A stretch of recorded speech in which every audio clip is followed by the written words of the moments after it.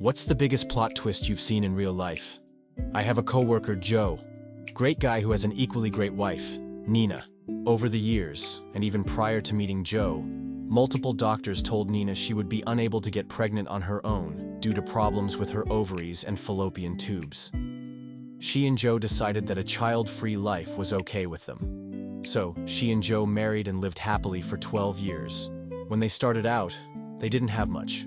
But as time passed, they progressed in their careers and made a nice life for themselves.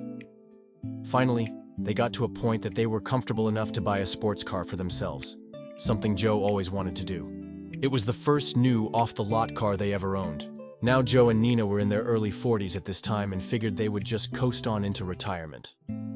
Well, about 6 months after they bought the car, winter came. Nina got a case of the flu she just couldn't seem to shake.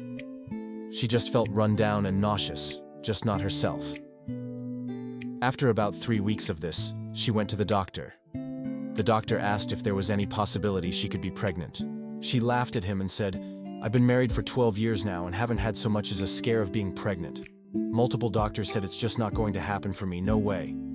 But, her doctor said, "Humor me and let me rule it out. Just do a urine test." Well, wanting to figure out what was actually wrong with her ASAP, Nina peed on the stick and, you guessed it, pregnant.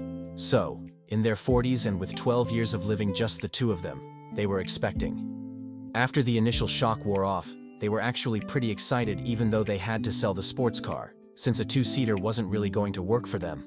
A few months later, their son John came into the world the usual way. Happy, healthy baby. So, they became a family of 3, and they still are today. John just finished his first year of high school.